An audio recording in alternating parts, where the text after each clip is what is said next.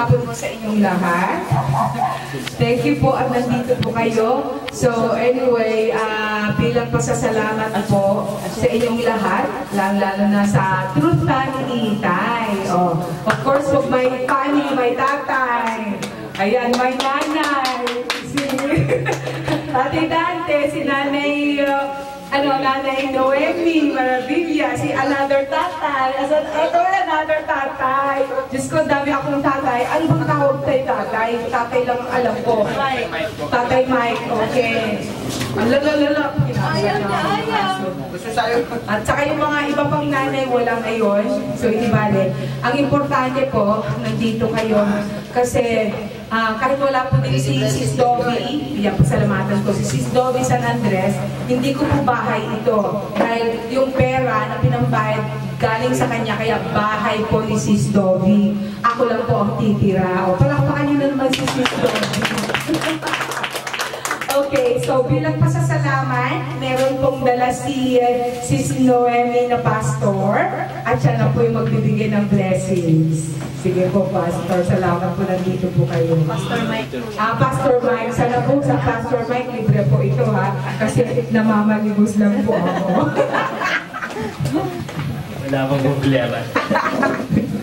Okay, so hello. Maganda nga po sa inyo lahat. Hindi ako ng Destiny Cavite. And of course, Ascensions of God, nandito si Pastor Adrian. Yan. So magandang hapon po. Maraming salamat po dahil kami ay ginawa niyong bahagi ng gawain ito para i-bless po yung inyong tahanan. Okay, nung bata pa po ako, nakikita ko na po nagpe-perform sa may mga guesting siya. Nag-iistigit. Yun. So salamat sa Panginoon sapagkat ang araw na ito ay hindi isang aksidente, ito ay kasama sa kanyang plano. No? So sabi ko dun sa lahat ng mga, kumbaga, lahat ng mga bagay at pangyayari, ito ay pinakda ng ating Panginoon. At merong magandang plano, naniniwala ako, at ang bawat sa atin ay naniniwala tayo na may magandang plano ang Panginoon sa buhay ni Mystica at ng kanyang buong pamilya. No? At sabi po dun sa Jeremiah 29:11, "For I know the plans I have for you, plans to prosper you, not to harm you, but to give you hope and the future." So, sabi po doon, ang Diyos mismo ang may plano sa buhay natin. Ano? Siya mismo yung talagang naghahanda, nagtatakda ng bawat bagay. Anong pakiramdam ninyo kapag nalaman ninyo, birthday niyo, sinurprise kayo. No? Diba? Ang sarap ng pakiramdam. Ngayon, ang Diyos natin mismo, mayroong nakahandang magandang plano sa buhay natin. Ano? Amen po. At pray mo tayo. Salamat na Panginoon sa hapong ito. At naniniwala po kami na Ikaw ang Diyos, Panginoon, na patuloy na kikilos sa bawat isang ito. Panginoon, minsan pa ay iniimbitahan po namin ang presensya ng iyong banal na Espiritu sa aming kalalisan, Panginoon. At Ikaw po, wala po kami ibang itinataas dito, kundi yung pong pangalan ninyo, Panginoon. Ang pangalan ng aming Panginoon Jesucristo na namatay doon sa krus ng Kalbaryo, Panginoon, para sa aming mga kasalanan. Maraming salamat po. I-bless niyo po ang araw na ito. I-bless niyo po yung gawa nito, Panginoon. At ang bawat isa po narito ay magtunay na mag-enjoy, Panginoon. At Ikaw ang patuloy na kumilos at magpala, Panginoon, maging sa buhay namin kapatid na si Mystica. Salamat po sa pangalan ng Panginoon Jesus. Amen.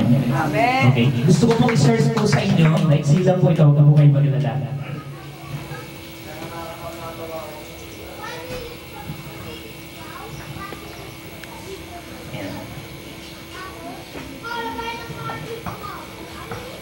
Noong pong araw ang salita ng Diyos, nakasulat po yan sa tablet. Ano po? Sa Old Testament pa. Ngayon, ibinalik na ho.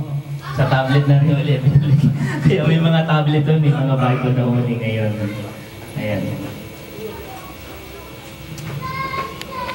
Sandali lang po.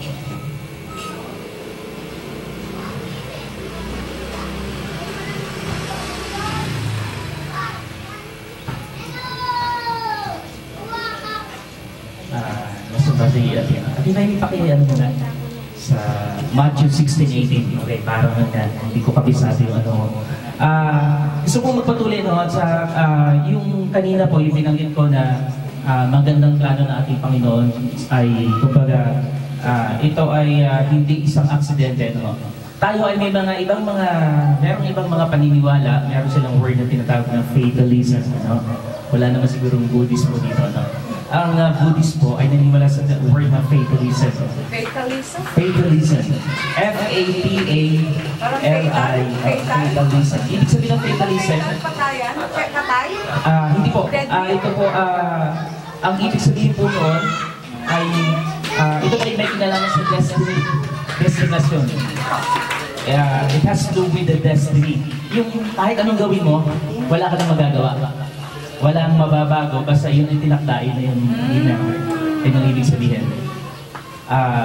Ngayon sa atin, yung destiny yung tinakda ng ating Panginoon, meron tayong part. No? Sabi nga din sa Jeremiah 29:11, maganda ang plano ng Diyos, pero meron tayong ilang bagay na kinakailangan natin gawin. Meron tayong parte sa buhay natin para mangyari yung plano ng Diyos.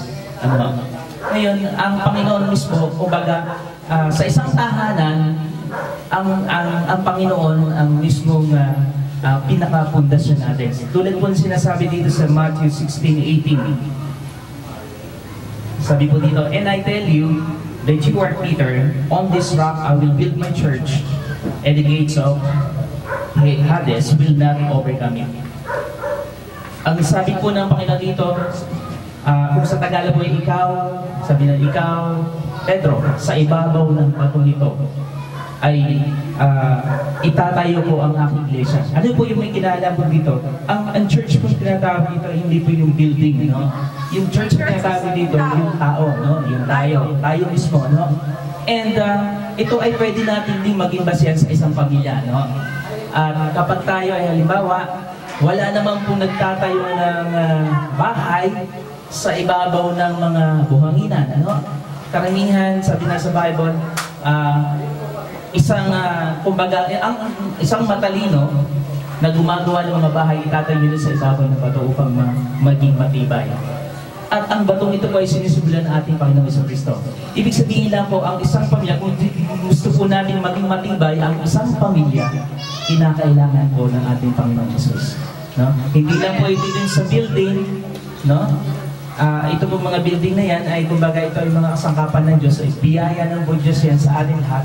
Pero ang pinakadabas pong biyaya ng Diyos ay ang ating Panginoong Jesus sa buhay natin na magpapapatag po ng ating pananampalataya. Amen. Okay, so sa hapon po ito, ipag-pray po natin yung pamilya po ni Pistika at maging yung mag-aanay na rin po tayo ng oil sa mga pinto at mahaba na mga siguro po sa pintuan, sa bintana at maging sa kwarto po. Mag-aanay po tayo. Pero bago po natin gawin yun, tatawagin ko po si Pastor Adrian para isang panalangin po. Salamat po dahil isang karangalan po na kami po ay makapunta rito sa inyong bahayan po. Alam niyo po na hindi po kami at tinanggap niyo kundi ang Panginoon. Ano po? Dahil kami po ay lingkod ng Diyos, kasama po namin ang Panginoon at ang Panginoon po kasama namin at kayo rin po ay patuloy na pagpapalain ng Panginoon dahil sa salita niya. Ano po? Kaya salamat po sa Panginoon sa gabing ito at sa hapong ito. Ano po? Tayo po ay mananalangin. Tayo po ay mukha, tayo po bigit. Aming Diyos, aming Ama, sa pangalan ng Jesus, sa aming Panginoon. Minsan pa po, O Diyos, kami po ay nagpupulit ng papasalamat sa hapong ito, O Diyos, na kami po ay inakanyo sa sambayang ito ni Mr. Roby, Panginoon, si Diogal, upang ikaw, O Diyos, ay patuloy na manguna, Panginoon, sa gaganaping house blessing na ito, Lord God. Dalangin po namin, Panginoon, na patuloy kang magpakahayag, O God, patuloy kang magparanas ng kabutihan sa sambahayang ito, Lord God, na makita, Panginoon, ang patuloy na kabutihan mo sa kanilang pamilya, Panginoon. Dalangin ko po, O Diyos, na patuloy kanilang mauna sa kanilang buhay, sa kanilang sambahayan, Panginoon. Dalangin ko, O Diyos, makilala kanila, Panginoon, bilang Diyos, tagapagligtas at tagapag-protection, Panginoon, sa anumang oras, Panginoon. Dalangin ko po, O Diyos, ang sambahayang ito, Panginoon, maging pagpapala, Panginoon, sa lugar na ito, hindi lamang sa kanilang sambahayan, kundi, Panginoon, sa lugar na ito, Lord God. Dalangin po namin, Panginoon, patuloy kang magparanas, Panginoon, ang kabutihan sa kanila, patuloy po silang pagpalain, Panginoon, physically, Lord God, emotionally, Panginoon, at financially, Lord God, spiritually, Panginoon. Kaya, O Diyos, I declare, Lord God, na patuloy mo silang pagpalain, Panginoon. Hallelujah. Sa gabi ito, Panginoon, mahayag ang iyong kabutihan sa kanilang, Panginoon. Mahayag, Panginoon, makilala ka, Panginoon, nila bilang Diyos, tagapagligtas. At ikaw, O Diyos, ay maging provider, Panginoon, sa lahat ng kanilang pangangailangan, Panginoon. Hallelujah. Salamat, O Diyos. Pagpalain mong bawat isang narito, dalahin ko po, Panginoon, na patuloy mong iparana sa kanilang yung pag-ibig, Panginoon. Katulad ng nadama namin pag-ibig sa Lord God. Salamat, O Diyos. Sa iyo po ang pinakamataas na papuri. Pasalamat, pagluwalhati, pagsamba sa pangalan ng Jesus. Ito pong langis nito ay sinisimbolo. Ito po, wala pong magic dito po sa langis nito po. Ito pong langis nito ay sinisimbolo ng banal na espiritu, no? Na ibig sabihin po, pag ina-apply po natin ito, ay i-welcome po natin ang presensya ng Panginoon sa tahanan ito, no? At kapag wina-welcome po natin ang presensya ng Panginoon, yung pinaka-divine blessing natin, Panginoon, sa tahanan, ay andun po yung magandang blessings, no? Kaya kung nagkakaroon ng blessings ay dahil sa presensya ng ating Panginoon. So itong pagpapahid po ng langis nito ay sinisumbulan ng pag-anoint, no? Pag-welcome, no? Sinisumbulo ng pag-welcome natin sa banal na espiritu. Okay, so magsisimula po sa pito hanggang sa bintana. Ang pito po ay lagi, kumbaga ito ay isinisimbolo ito ng mga, sa Bible po, lagi itong sinisimbolo ng puso, no? Na lagi natin ibubukas ang ating puso sa ating Panginoon Jesus. At yung mga bintana na yan ay sinisimbolo naman yan, no, ng mga blessings, ano? Kapag binubuksan natin ating mga bintana, ibig sabihin, no, hindi ho tayo maramot, ano? Yung blessing, kaya ho siya tinatawag na blessing kapag isinare mo. No, sabi, hindi siya matatawag na blessing hanggat hindi siya sinishare, no? Ang bintana ko, kapag palaging sabi nga, itong pagbubukas ng bintana ay pagbubukas din ng blessing, hindi lamang sa pamilya, maging sa ibang mga tao, no? At hanggang sa itong kwarto naman po ay sinisimbolo naman ito, kumbaga na magkaroon tayo ng time.